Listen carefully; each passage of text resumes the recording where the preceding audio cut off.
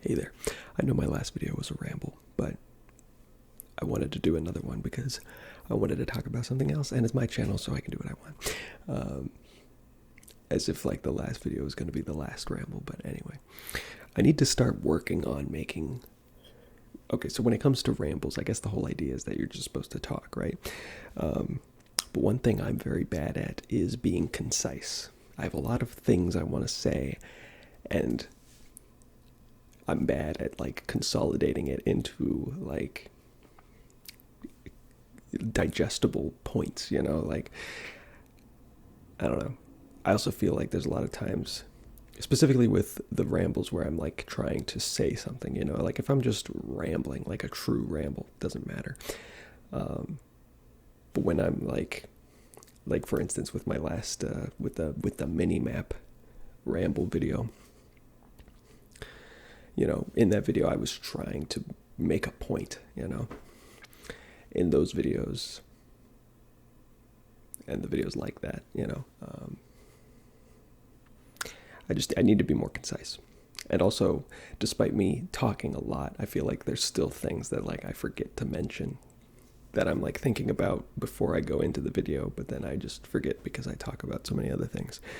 So I need to work on that. In this video, I'm going to be talking about sorry, I was trying to make sure I wasn't going to hit the I want to be closer to the microphone. What am I talking about? I'm talking about video games. I'm always talking about video games. I don't know if anyone else feels this way. Maybe it's just me. It probably is just me. But this is also going to be within the context of first-person shooters, just because those are the games that I play most frequently. But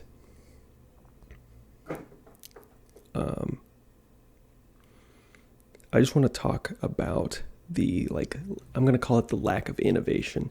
That's not to say that innovation hasn't occurred, but I feel like it's occurred in potentially the wrong places. I mean, innovation is pretty much always good, I would say. So, innovation is innovation. But there's one aspect of video games, specifically first-person shooters, that has seen like no innovation like ever since the inception of first-person shooters. And that is like the objectives, I get it. It's a first-person shooter, so I guess the primary objective of any first-person shooters is to shoot the other players, right? And they all do that. But we're gonna get into it. Okay, so I need to work on being concise and making my points. This video is already off to a failure in that regard because I spent like 2 minutes talking about rambling, and now I'm still doing it. Okay, let me make my point. My point is that first-person shooters have become really mindless. When you play them, you don't have to think at all. And I'll talk about this later on as well because I've thought about this. That's okay for some games and for some game modes. That's perfectly fine. Sometimes you don't want to think. Sometimes you just want to play and you just want to turn your brain off. That's perfectly fine. I think that games should cater to both playstyles being A, turn your brain off, and B, actually having to think and kind of plan things out. And I'm not talking like, simulation games like Arma. I don't know if I've mentioned this before. I think I have. I fucking hate simulation games. They're boring as shit. I don't want to simulate real life. I just want the game to be fun and engaging. And I think a great way to be engaging for a game is to have the player actually have to think about the things that they're doing, at least a little bit beforehand. You don't need to simulate the, the like hierarchy of command and stuff like that, but just encourage the player to kind of formulate a loose plan on the fly, that sort of thing. That's what I would like to see. And it just seems like no first-person shooters are really doing that. Let me take you back. We're going to establish a timeline.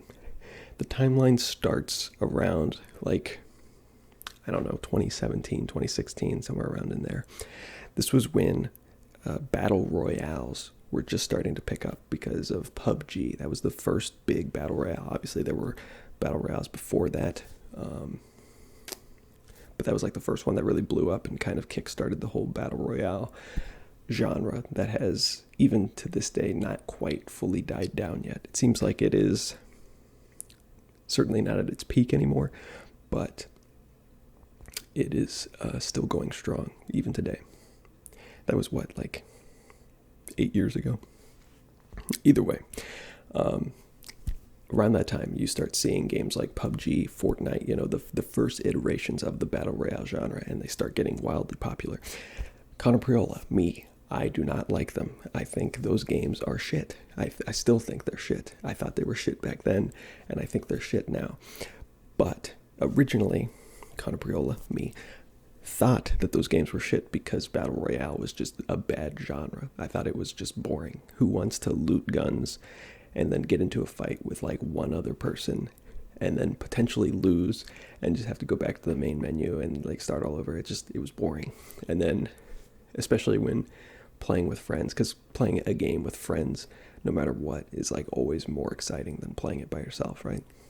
But with battle royales originally, if one person in the squad died, they were dead for good.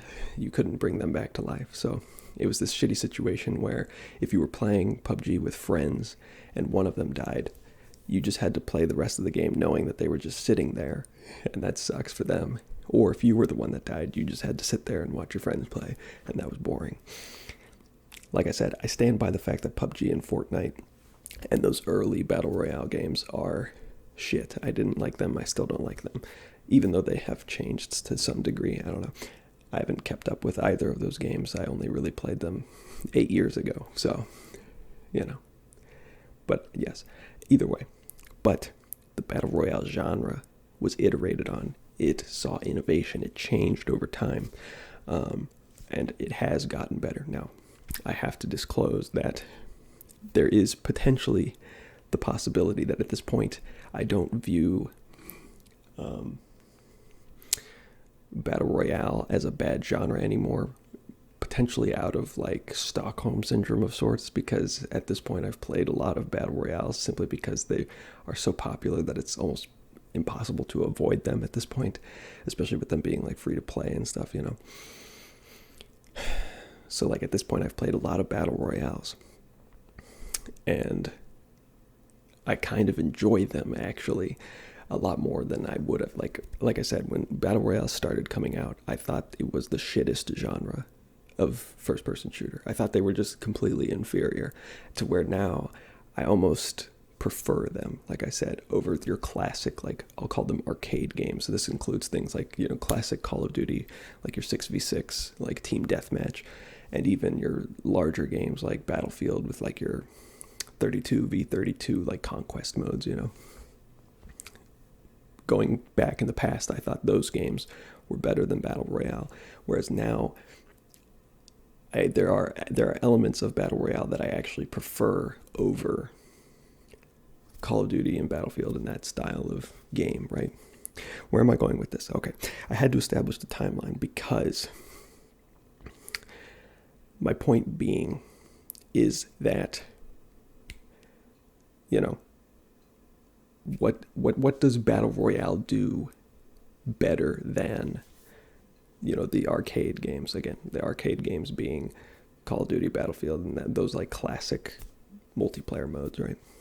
And is it possible to get some of that charm from the Battle Royale games and put it into the arcade games? Okay, so first we have to establish what I don't like about the arcade games. What is bad about Call of Duty and Battlefield and those game modes? The best way I've been able to describe it is I feel like a single cell organism when I play those games, where I'm in the match, I'm in the game, and I don't have to think at all. Like I said, you just turn your brain off. And even if you want to think, the game doesn't put you in a situation where you're even able to, right? By that I simply mean that you walk around the map looking for someone to shoot, and then you shoot them. And then you just do it again and again and again and again. And it's just like, it's so boring. I don't know. Like I said, maybe I'm crazy. Maybe it's just me that feels this way. But that formula of just running around the map, not thinking about anything, and just is just, it's go towards stimulus, go towards stimulus. It's the same thing over and over again. I don't want that anymore. Maybe it's a part of getting older. I don't know. Maybe it's that the novelty has worn off because, I mean, see, that's the thing. It's like I said, innovation hasn't occurred when it comes to the objectives of first-person shooters. Team deathmatch is team deathmatch. It's the same that it was, 20 years ago.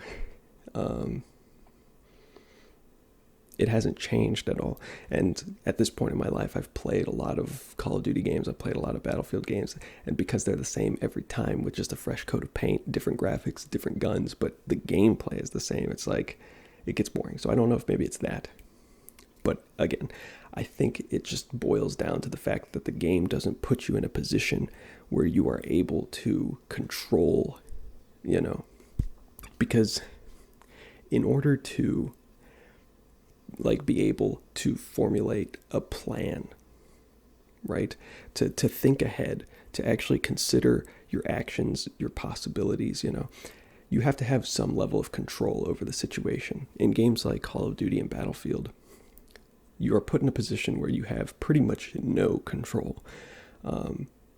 People can spawn just about anywhere, so you have no idea where people are going to be coming from. There's no sense, there's no rhyme or reason about exactly the direction that people will be coming from. And then when it comes to the objective, so in team deathmatch, there is no objective beyond just kill other players. So there's nothing that funnels people in a certain direction, it's just people running aimlessly around the map. So there's no control there. So even if I wanted to be okay, so if I set up a plan here and then do this and it's that doesn't work. In order for a plan to work, you have to have some level of control, because if you don't have any control, your plan will fail immediately because the variables are just unpredictable. The reason I brought up battle royales earlier is because, interestingly, one of the things that battle royales seem to do really well is make players work together. There are games like Battlefield where, you have these big teams of 32v32, and it splits those teams into squads of 4 typically. But if you've ever played Battlefield, especially with randoms that you just connect to online, right? People never work together as a squad. Your squad mates are never together, ever, really. I mean, maybe you'll get one match out of 50 where the squad is actually working closely together as a squad. But typically, there is no cohesion between the squad. Obviously, your team is working towards some common end goal, but your specific squad of 4 people is not cohesive at all, which is interesting because when you look at battle royales, they are. And it's interesting because you would think that if the player predisposition is just to do your own thing, right? It's just fun to do my own thing. I don't want to be bogged down by another player. Maybe their play style is different than mine, which is why I assume people don't work together as a squad in games like Battlefield, because there's just that selfish instinct to just do things your own way. But if you would think that if that was the case, then people would still act that way in Battle Royale. So there is something specific about Battle Royale games that makes people more prone to working together, which is interesting. Because, you don't see that in regular arcade-style games. So what is it? What makes people want to work together in Battle Royales as opposed to non-Battle Royales? I honestly don't know exactly. I could make a guess. My main guess would just be that, in a Battle Royale, rather than it being your squad among a group of other friendly squads versus a large group of enemy squads, it is your squad versus all of the other squads, which puts more of an emphasis on you and your squad's ability to survive against everyone else. Basically, it disempowers an individual because, theoretically, every single other person on the map is your enemy. Now, obviously, you're not going to run into every single other person on the map all at the same time. But it's interesting, too, because, it's kind of circular logic if you think about it, right? Where it's so as a player playing a battle royale in a squad, you're probably incentivized to play more closely with your squad because of the understanding that as a singular player, if you come up against an enemy squad that's working together, then you stand relatively no chance because you'll be outnumbered, right? But in order to be in that position, there has to be an understanding that the enemy squad is going to be working together, right? Whereas if everyone has the mentality of, oh, I just want to do my own thing, then you would think that there wouldn't be that automatic assumption, right? The assumption would be everyone, despite being in a squad, is just going to be off doing their own thing. So any person I run into is probably just going to be alone, which is the same situation that you find yourself in with arcade-style games. So I really have no idea what it is about Battle Royale specifically that makes people more prone to working with their squad. But it is an aspect of Battle Royales that I really like. I like that cohesion, especially when it's just something that kind of happens naturally on the fly. It's really cool to see people work together when A, they're not forced to, and B, they have no prior experience working together as a team, specifically those individuals. It's always really fascinating to see people just automatically start working together and potentially very efficiently working together. It's that's just cool to witness, and it's cool to be a part of. And it's something that's lacking from arcade style games. And yeah, I don't exactly know why that happens. Because theoretically, the logic is the same in both situations. In an arcade-style game like Battlefield, you have your squad of 4 people. And if your squad works together, any individual you come across is going to be at a massive disadvantage to you. And if you play the game with the assumption that enemy squads are going to be working together very closely, then you should, in theory, be incentivized to work closely with your squad to counteract that disadvantage that you would be at if you attempted to go out and do your own thing. So the logic is exactly the same, and yet you just don't see that happen at all in those arcade-style games. Is it impossible? I don't know. I really don't know. Obviously, I've never made a game. I have no idea if the people that do make games have even attempted to try and solve this problem, if you want to even call it that. Obviously, I consider it a problem, but people are going to have different preferences about the way a game plays and the play style and everything. So some people might not consider it a problem. I do, but that just boils down to my particular preferences.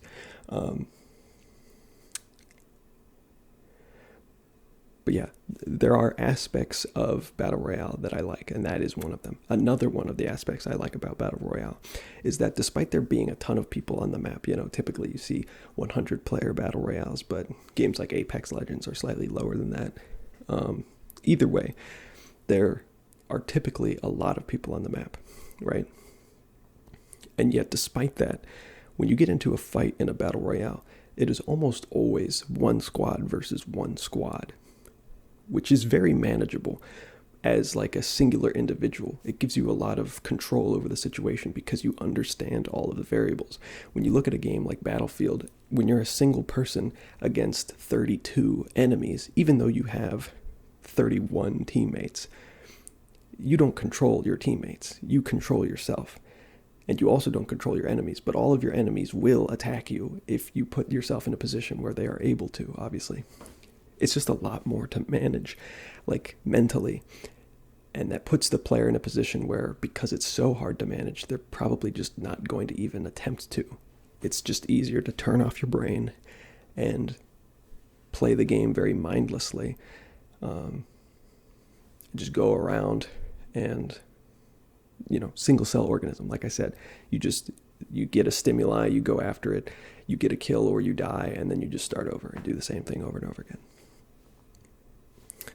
The fewer enemies that you have to go against at a single time, the fewer variables you have to consider, the more processing power, your mind can put towards like dealing with it. I don't know, at least for me, I can't speak for everyone, but for me, whenever I play battle royales as opposed to something like Call of Duty or Battlefield, I feel so much more in control of the situation, and I feel like I'm able to employ strategies that I just would not be able to employ in those other arcade style games. Like, I can actually think out a plan and put it into action, and it'll actually pay off like half the time. Like, I feel like in a battle royale game, actually thinking ahead, putting some thought into your actions, it actually warrants better results. And that also might have to do with the fact that like the stakes are a little bit higher in battle royales, because like in Call of Duty and Battlefield, if you die, you just respawn, versus in battle royales, typically it's like you die and either you're done or it's going to be challenging for your teammates to like respawn you or whatever, so that's always a consideration as well.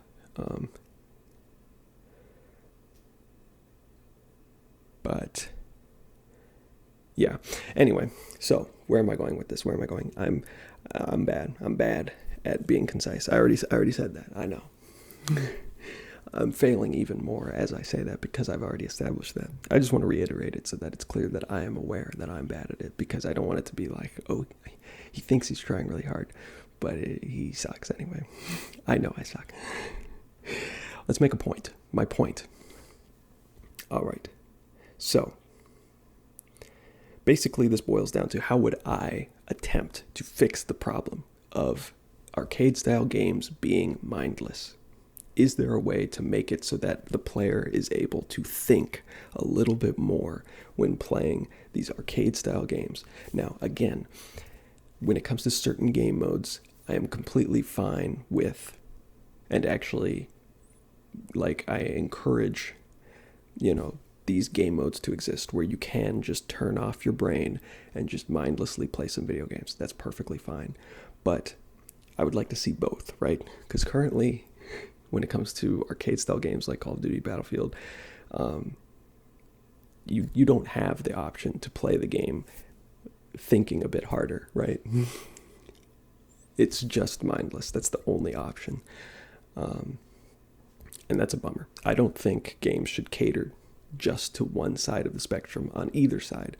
I think if you catered only to having to think about the game, you would turn off a lot of people that just want that mindless fun. And honestly, that's probably a majority of the player base, which is probably why all of these games cater so heavily to that. But I digress. So how would I fix it? How would I attempt to fix it? Again, I have no experience when it comes to this. And this doesn't boil down to like game design knowledge, This is more like psychological philosophy, if you will. Like, what are the things you need to do to incentivize people to act a certain way? It's not really game design. It's behavior, like analysis, if you will. But anyway, here's what I would do. This is going to focus more on a Battlefield style game, because I think ultimately what I'm trying to achieve is like my perfect first-person shooter game, like multiplayer competitive first-person shooter. Like, this is what I think for me would be the perfect game. And it is going to be larger scale, because I like that idea of being like a small part of a very large image, When it comes to games like Call of Duty, where it's like 6v6, that's still fun and it has its place. But when it comes to like the absolute satisfaction of playing a game, that larger scale Battlefield style mode is more appealing to me. So that's what I'm going to be focusing on. And I feel like that mode in specific also has the potential to be more thoughtful than something like a small scale 6v6. I don't really know that there is a way to make a small scale 6v6 mode like Call of Duty thoughtful, I think that is just mindless no matter what, and that's okay. So I'm not even going to attempt to try and change that. So how would I make the perfect first-person shooter Battlefield-style mode? Okay, so first of all, you really need to heavily incentivize squads to stick together. I think that's very important. Ideally, I would want squads to play together in a Battlefield-style mode the way they play together in a Battle Royale-style mode, I want that really tight squad cohesion where, yeah, sure, you're part of a bigger team, but your squad is your core. That's who you stick with, That's who you fight alongside. So I would do that most likely.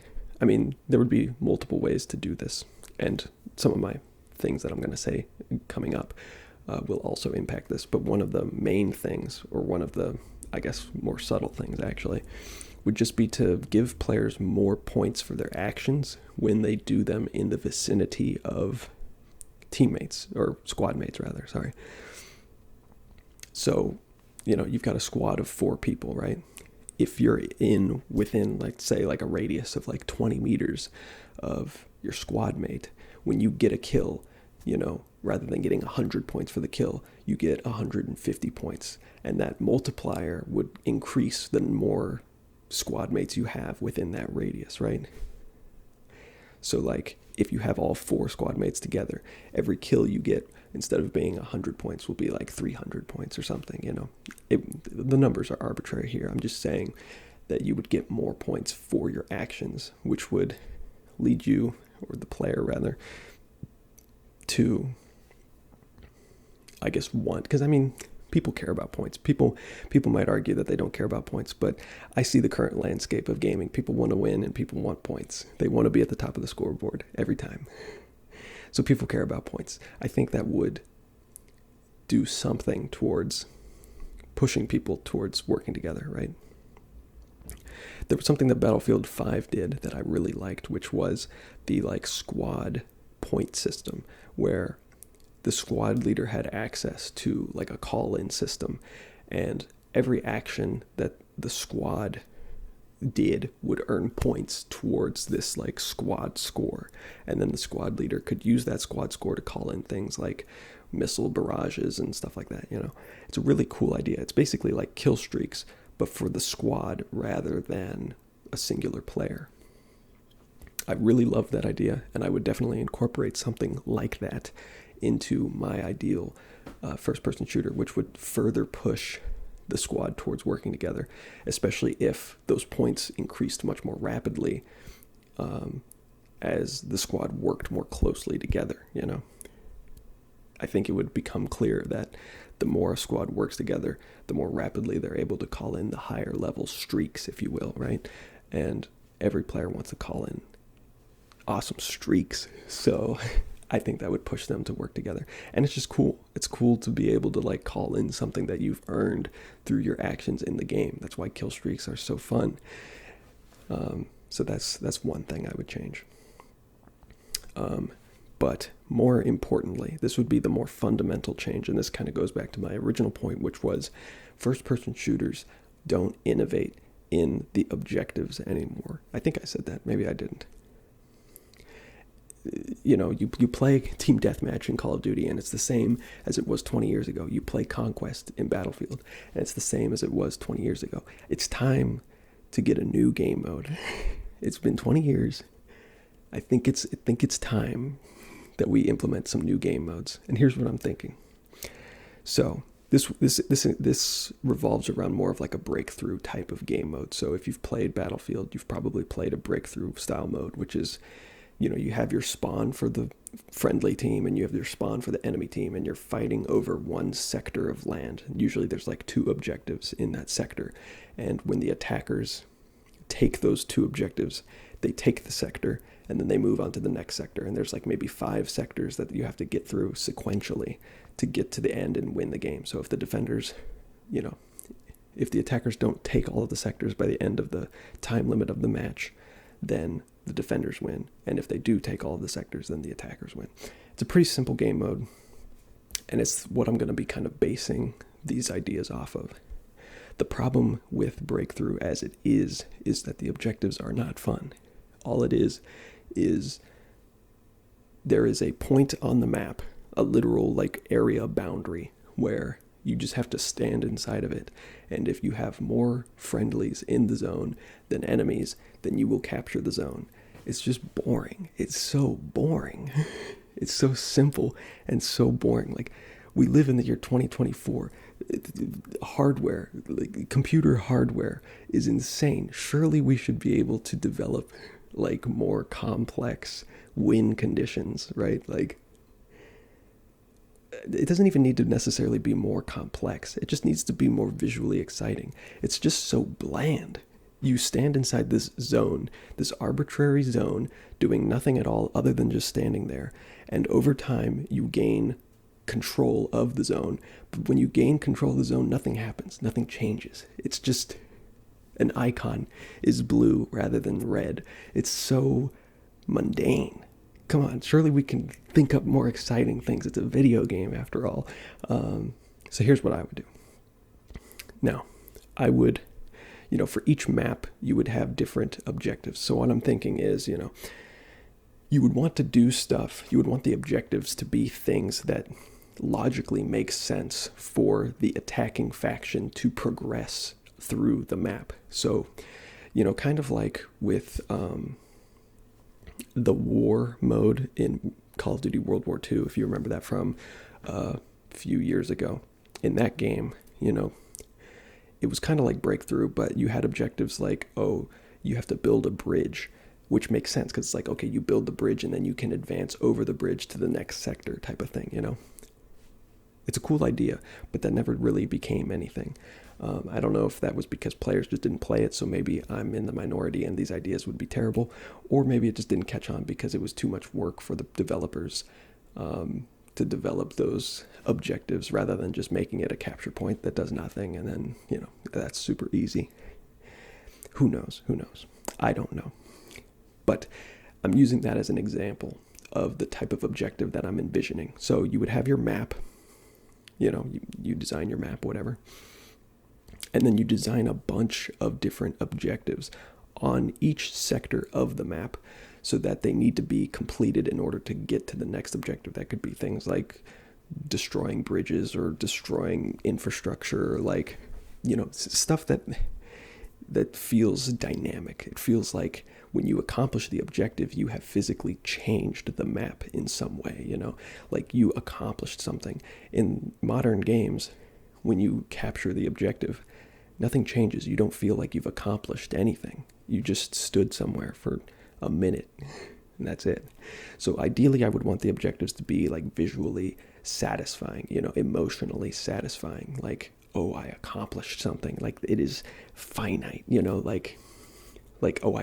that is gone. There's no coming back. Like the enemy team can't come back and like recapture it after I've captured it. Like, no, it's gone, it's done. That sort of thing. So what I would do, so let's envision. It's a 32v32 game. Classic 64 player Battlefield style mode. Which means that each team has 8 squads, right? 8 squads of 4. So ideally, you would want to see 8 objectives per sector. And here's what I'm thinking. You would randomly assign each objective to an individual squad, okay?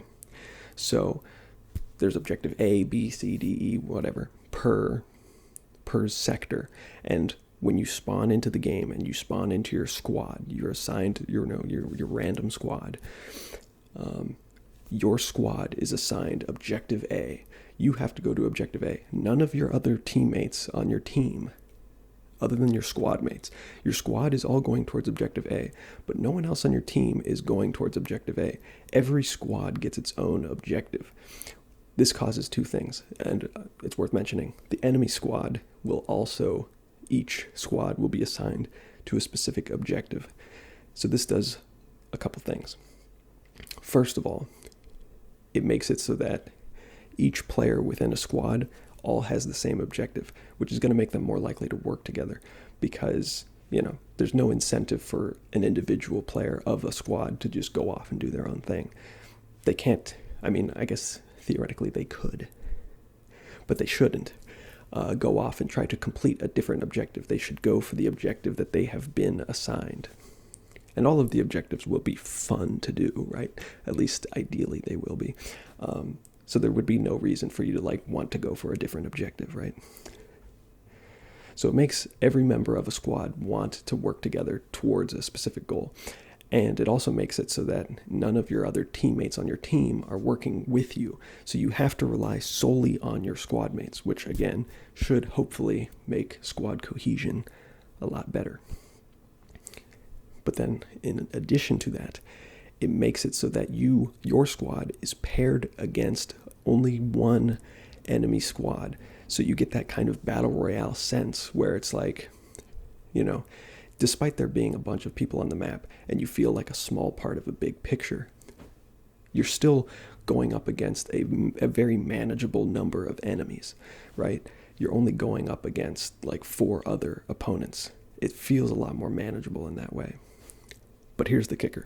So you have 8 squads on each team, each one going for a separate objective, but some squads are going to be better than others, which means that some squads are going to accomplish their objectives faster than others.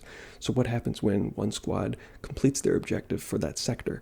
Well, then they're going to get assigned a random other objective that's in that sector. So what happens is, at the very start of each sector, and this will restart for each sector, at the very start of each sector, every squad is going to be split up. So it's going to be one squad versus one squad.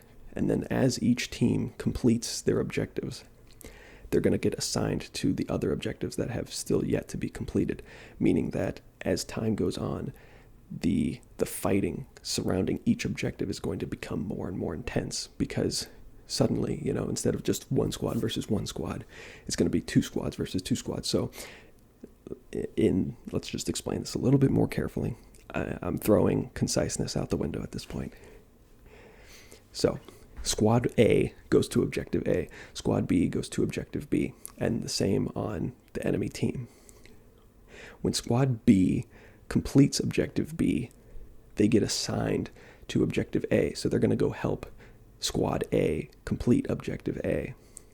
The enemy squad B that was trying to stop squad B on the friendly team from completing objective B, and they have failed, will also now be assigned to objective A. So now it's 2 friendly squads versus 2 enemy squads. And that would happen until eventually you get down to a single objective in that sector, which will be all 32, players on one team versus all 32 players on the other team. And I think that's the best of both worlds, because I think a lot of people have this idea that you got to play Battlefield for the chaos of the 32v32. It's just so fun to just have that all out chaos. And I don't necessarily disagree with that, but I think you have to consider the pacing. It's like a story, like telling a story. You don't just, when you're telling a story, there's a cadence to it. There's a rhythm, that makes it fun. If you watched a movie and it was just full action the whole time, it would get kind of boring. Have you watched the John Wick movies? John Wick 3 and 4 are just kind of boring because it's just more of the same, and the whole movie is basically just constant shooting, and it gets dull. Roller coasters are fun because there is a relative change in their intensity, right? A roller coaster that is completely flat is not exciting. And it doesn't matter if that roller coaster is on the ground or it's way up in the air. You could maybe argue that roller coasters are fun because they go really high, right? That would be the argument of saying video games are fun because they're really chaotic, right? When a game is at its most chaotic, it's at its most fun. That's the equivalent of saying a roller coaster is really fun because it goes really high. You can consider the height of the roller coaster the chaos of the game, right? But imagine a completely flat roller coaster that's just hoisted 600 feet in the air. Sure, okay, it might not be the best analogy because that could still potentially be thrilling simply because you're so high up. But the ride itself is not exciting at all, right? And there is no difference between that ride 600 feet in the air and it being completely on the ground. There is no difference in the ride, right? It's the same with a video game. When a game is nothing but chaos 24/7, it's not fun. It's not fun because there is no satisfaction. There is no difference. You need in your life. We all perceive things relatively, right? You need those moments of dullness, of boredom, of sadness and sorrow to make the moments of joy and fun and excitement feel like something different. You know, if you lived a life that was nothing but excitement and joy all the time, it would get pretty damn dull. We perceive things relative to everything else we've already experienced, right? We don't understand things on an absolute scale. We're very relative people. So when you play these games that are just, they attempt to be nothing but nonstop chaos 24/7, I mean, that can be fun for like a moment, you know. But if you just played a game like that nonstop 24/7, it's gonna get boring. You're gonna lose interest pretty fast. And I feel like that's where we're at least for me, when it comes to these games, where it's like, I feel like the developers are like developing the game and they're like, well, players, they like the chaos. They like, you know, the fast-paced action. So let's just make the entire game fast-paced action. And it's like, well, you kind of want that rhythm, you know, where with my idea of the game, where it's like at the start, every squad is pitted against one other squad and it's a little bit slower. You can actually think. And then as it goes on, if you don't complete your objective, or even if you do, because you're going to get assigned to a different objective, as the match goes on, as that sector continues, it gets more and more exciting. It gets more and more intense. It gets more and more mindless until eventually you finally get that final objective, and then it resets. In the next sector, everyone is once again put one squad against one squad, and it builds up again. So you get this cascading effect where it builds and then drops and then builds and drops. And if you think about it, that's kind of like what Battle Royale does. Oh my gosh. I mean, think about it. In Battle Royale, you know, you're going to loot up. That's your dole point. You're looting. And then you get into a fight, and it's really intense because the stakes are so high. You can't die. It's one squad versus one squad. Oh my gosh. And you fight and you fight and you fight, and then you win. And then you're looting their bodies. And then, you know, you get into your next fight, and then you fight and you fight. And it's just, Battle Royales are very cyclical, and they're very popular. Wow. I'm surprised no one has extrapolated that style of gameplay into other games. So far, we've just seen Battle Royale become its own thing. Like, game development studios just say, okay, Battle Royales are popular, so let's just make our own Battle Royale, rather than saying, oh, Battle Royales are popular. Why are they popular? And is there any lesson we can learn from that we could then incorporate into a game? That doesn't necessarily mean incorporating Battle Royale elements into those games, because I know a lot of people will get pissed if you say that, like, oh no, I hate Battle Royales. Don't put Battle Royale mechanics into my Call of Duty or my Battlefield game, you know. I get that, but that's not what I'm saying. I'm saying that there are fundamental behavioral mechanics surrounding human beings that if you understand in one context, you can apply to a different context. That doesn't necessarily mean the gameplay mechanics are exactly the same. I'm not saying they should add looting to Battlefield or something, you know. I'm saying that you can create that rhythmic rise and fall of intensity that will keep the game really exciting, I think. It would give the game a really good pace. You know, it'd be like hearing a really good story, watching a really good movie, or going on a roller coaster. Roller coasters are fun because you don't stay high. It's because when you get high, you know you have to come back down. Anyway, so that's my basic idea. That's the point I wanted to make. My ideal first-person shooter would be a game where the squads, you know, large scale, 64 players or more type of game, where the squads of a team are incentivized to work together, and rather than just being all-out mindless chaos the entire time, there is some level of thoughtfulness that you can put in, because the scale is slightly smaller. It's one squad versus one squad at first, and you can manage that in your head. You can keep track of the location of 4 different individuals, and you can put into action a quick plan. I'm not talking like, sitting there for hours formulating like the strongest plan. No, I mean like coming up with on the fly a plan and putting it into action and actually thinking about it rather than just running in and shooting them as best as you can. And then, rather than forsaking the true battlefield formula of that all-out chaos, it would gradually build towards that and then again rebuild towards it over and over again. I think that would be fun. That's what I want to see. No one is doing that. But, maybe one day. But yeah, let me know what you think. The last time I made a video like this talking about my ideas for games was the mini-map video, and a lot of people disagreed. A lot of people said mini-maps are good. I still disagree entirely. But that's life. We all have different opinions. In my ideal first-person shooter, there would be no minimap.